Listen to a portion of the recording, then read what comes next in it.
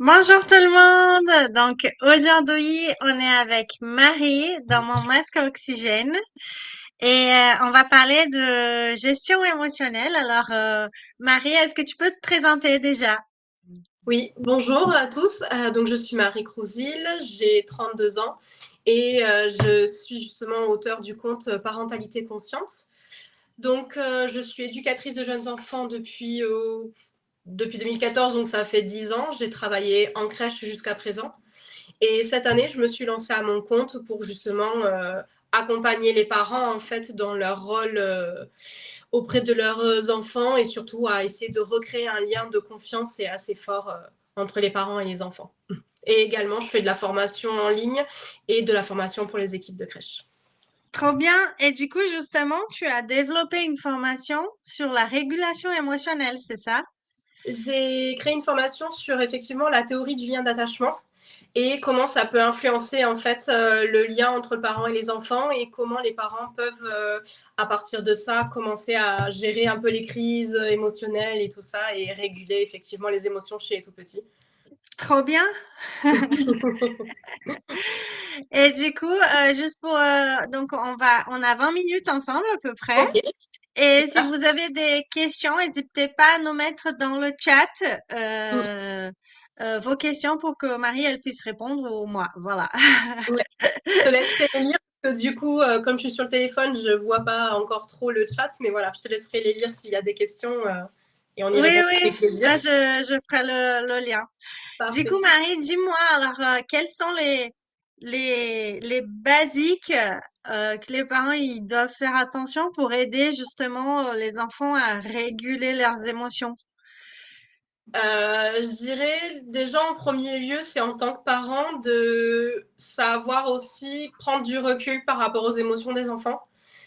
Essayer de se dire que en fait, quand l'enfant, par exemple, il se met en colère et qu'il commence à se rouler par terre, que en fait, la colère de l'enfant, elle n'est pas dirigée contre le parent, que Mhm. c'est juste une réaction. Des fois, bah, le cerveau, il n'est pas encore assez mature, donc ça paraît un peu explosif, que ce soit des pleurs, des cris, de la joie.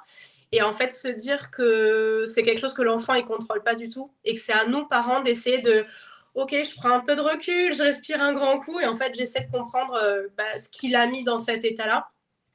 Et je sais que c'est pas facile à faire. Oui, oui, oui.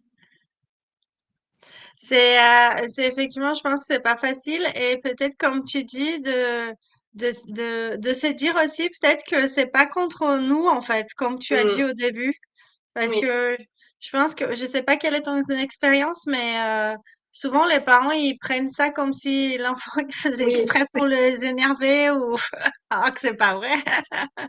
Ouais, même en ayant travaillé en crèche auprès des tout petits, il y a des moments où on sent que l'enfant il vient tester nos limites et quand on finit par lui dire bah non en fait t'as pas le droit de monter sur tel meuble parce que c'est dangereux et qu'il va faire une colère parce qu'en fait il avait envie. Des fois on se dit mais en fait il le fait exprès, ça fait 4 fois que je lui dis non et en fait non, c'est juste qu'on l'a bloqué, justement on l'a empêché de faire ce qu'il avait très très envie de faire pour la stimulation de justement moteur à 2 ans, il grimpe partout. Et juste, même moi, des fois, je me suis fait avoir en me disant non, mais il fait exprès, il se met en colère contre moi. Non, en fait, non. C'est juste qu'il est en colère parce qu'il est frustré de ne pas pouvoir faire ce qu'il veut, mais c'est pas dirigé, effectivement. Alors que des fois, une fois que j'avais compris que c'était pas contre moi, je me disais ah, mais attends, t'as envie de grimper, bah viens, on va créer un parcours, on va faire quelque chose pour pouvoir te canaliser et qu'il soit tout en sécurité, en fait. Ouais, justement, justement, du coup, quand les enfants, parce qu'il y a beaucoup cette notion de cadre aussi, et de limite, surtout en France, Mm. je vois beaucoup de gens parler de cadre. Et du coup, justement, est-ce qu'il y a des astuces, est-ce que tu as des astuces pour que les parents ils puissent à la fois garder le cadre, mais Mm. en même temps éviter justement que ça dégénère ou que quand ça dégénère, que ça revienne, mais tout en gardant une certaine autorité, on va dire. Oui, j'ai découvert ça, j'ai testé ça même dans mes dernières années de crèche et je l'ai beaucoup proposé aux parents aussi, d'essayer au maximum de ne pas utiliser le non ou la négation. Ou alors quand on utilise le non, en fait d'essayer de le remplacer. Par exemple, moi je sais quand un enfant, par exemple, je reprends l'exemple de il monte sur un meuble, au lieu de dire non, je lui dis stop, ce qui fait que l'enfant va vraiment s'arrêter dans ce qu'il fait et je vais lui expliquer pourquoi il n'a pas le droit de le faire parce que c'est dangereux et ce qu'il peut faire à la place. Par exemple, tu as envie de grimper, là c'est pas possible parce que c'est trop dangereux, il y a trop d'enfants, tout ça.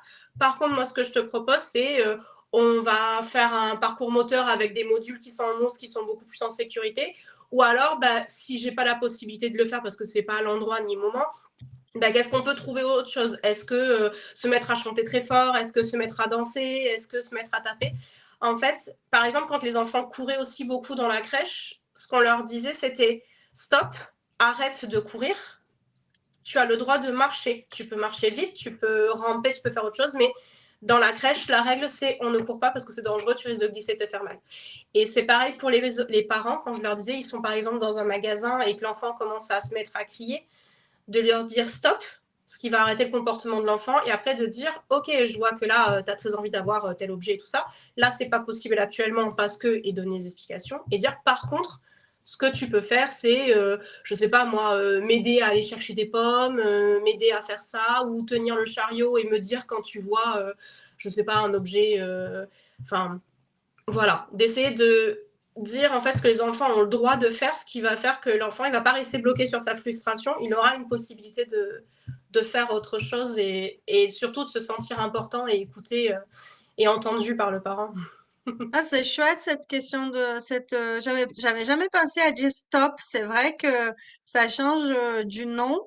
Et Oui, puis c'est ce qu'on veut en fait directement. ouais. C'est arrête.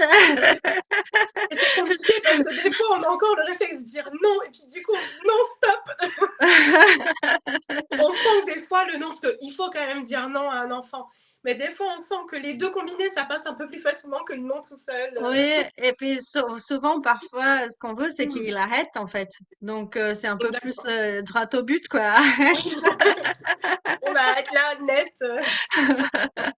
Oh, c'est chouette. Ah oui, et proposer des alternatives, oui, Ouais. effectivement, oui, parce que c'est beaucoup. En fait, je pense que les parents, ils se rendent pas compte à quel point c'est frustrant, parce qu'on parle beaucoup de habituer l'enfant à la frustration, mais Ouais. c'est hyper frustrant d'être un enfant, en fait, dans Oh notre oui. monde moderne. Il y a tellement de choses qu'on ne peut pas leur laisser faire et pourtant, si on avait la possibilité, mais vas-y, mais sauf qu'en fait, non, des fois, il y a des choses qui sont beaucoup trop dangereuses pour les enfants. C'est Ouais, ça. Et puis, on a aussi un rythme, un cadre. C'est l'heure de manger, c'est l'heure de faire ci, c'est l'heure de faire ça.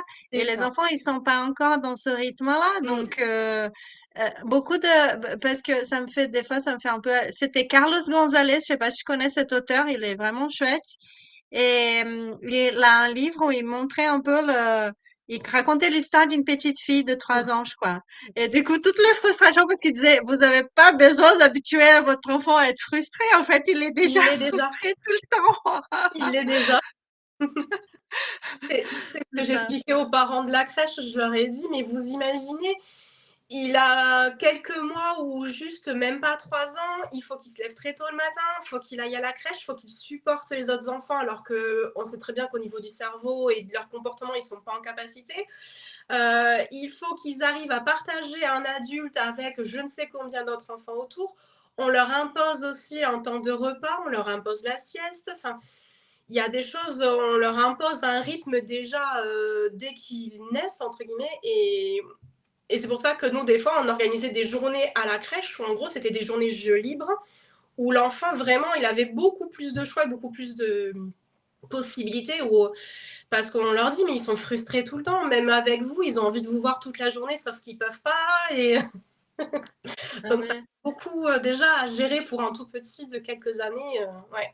c'est ça. Donc, en fait, nos enfants, ils sont déjà assez frustrés, en fait. Il n'y a pas besoin de Oui, rajouter. il y a déjà beaucoup de choses qui doivent cadrer, donc c'est pour ça, des fois, juste passer un week-end où bon, allez, enfin, c'est pas qu'on acceptait tout, mais il y a eu, je crois que c'était dans un livre, alors je serais incapable de retrouver le nom, où une maman, en fait, pendant toute une journée, avait accepté tout ce que sa fille lui demandait.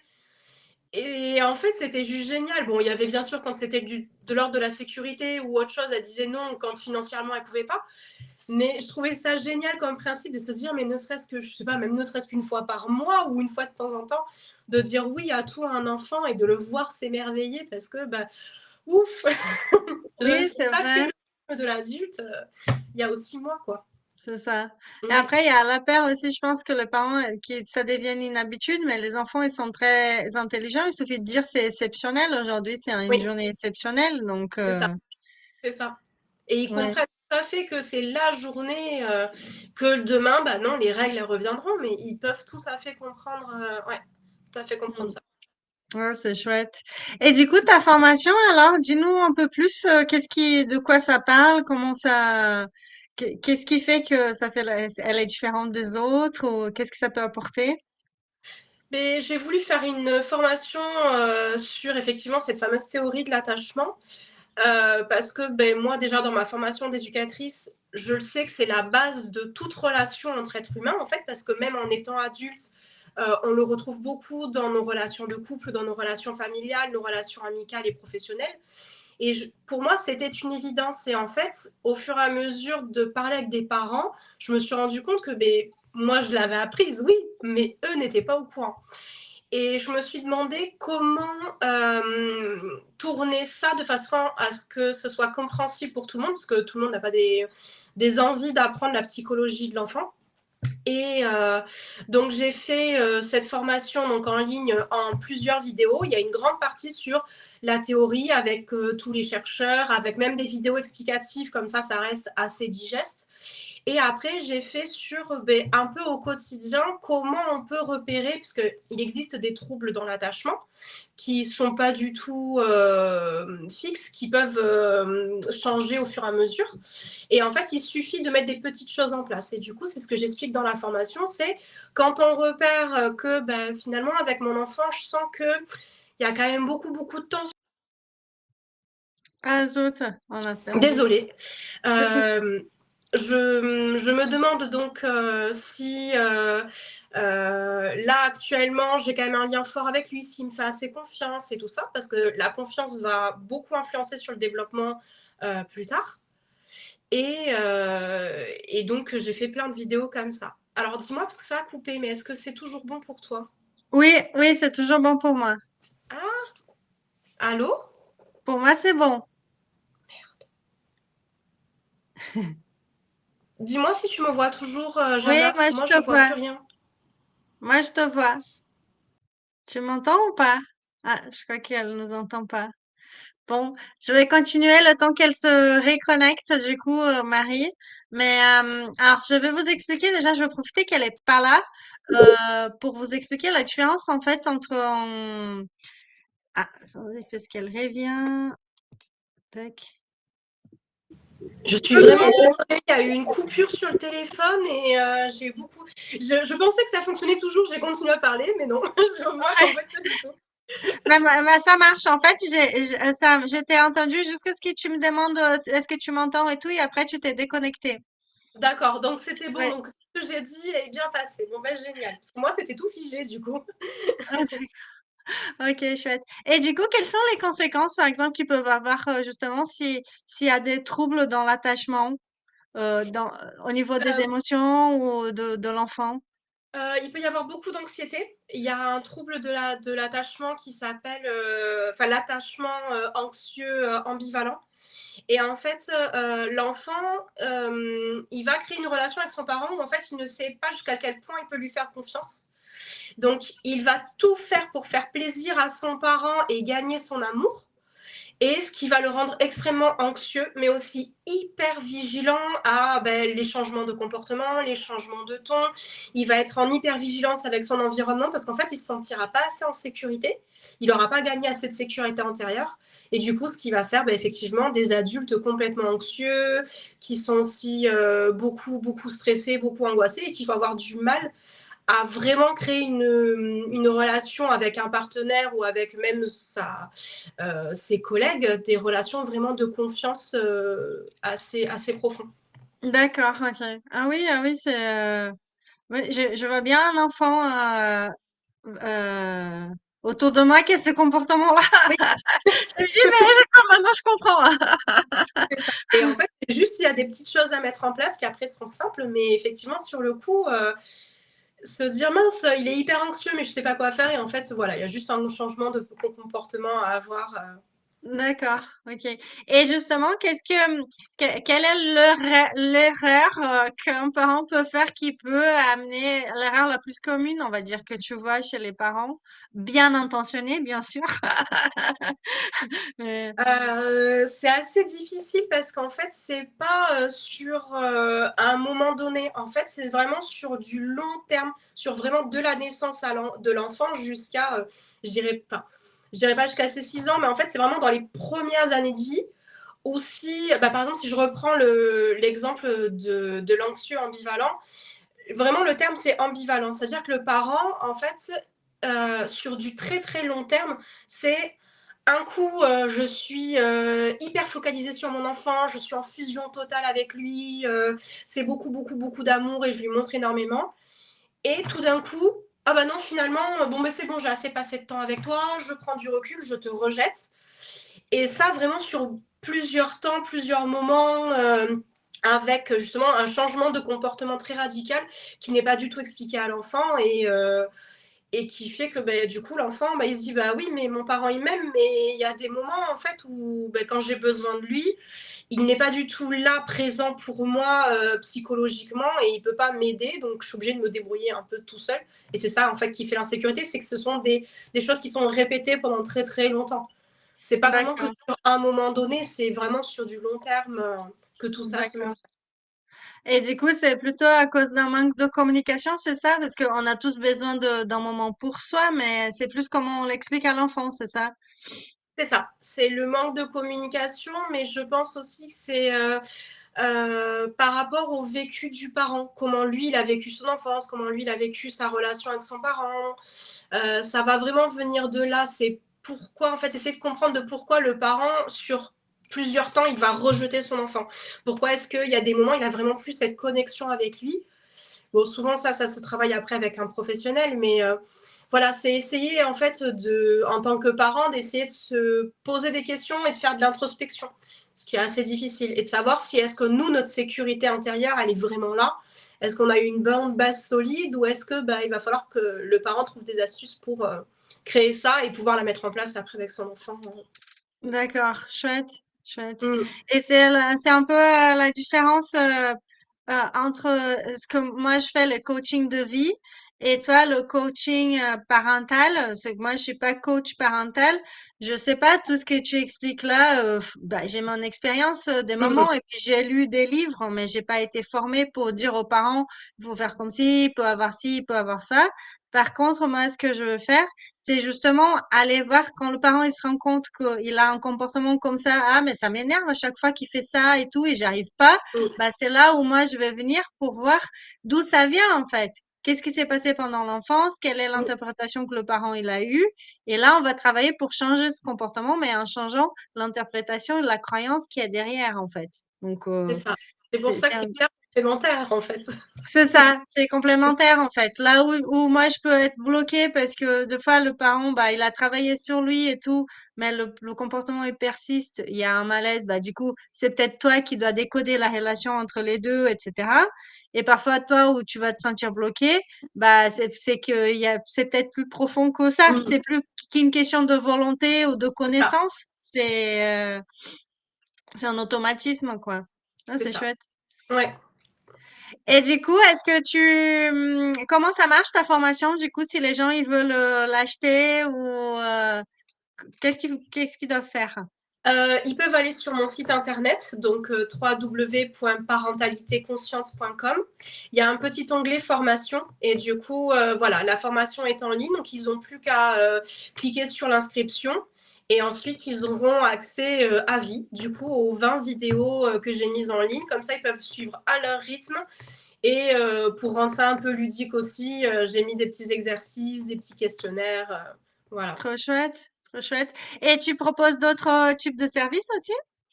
Alors, je propose effectivement des séances de coaching autour de la parentalité. Je fais également des ateliers de portage et là, je suis en train de mettre en place des petits ateliers ludiques, justement pour travailler un peu les moments de jeu et de confiance avec les parents. Et actuellement, je m'inspire de la méthode Snow-Zélène. Donc, ce sont des pièces plongées dans le noir avec des petites lumières, des objets sensoriels et tout ça. voilà, actuellement, je suis en train de mettre ça aussi en place pour que les parents fassent un peu plus de connexion avec leur enfant. Trop bien, super sympa. Et du coup, ton Insta, bah, je mettrai l'Insta de Marie Oui, voilà. sous le live. Comme ça, vous pouvez aussi la contacter sur Insta, j'imagine. Oui. Ah ben, je suis très présente sur Insta, il n'y a pas de souci, je réponds assez rapidement. Puis j'adore parler justement avec les gens, donc moi, il n'y a pas de souci. Trop bien. Et est-ce que tu as un mot de la fin?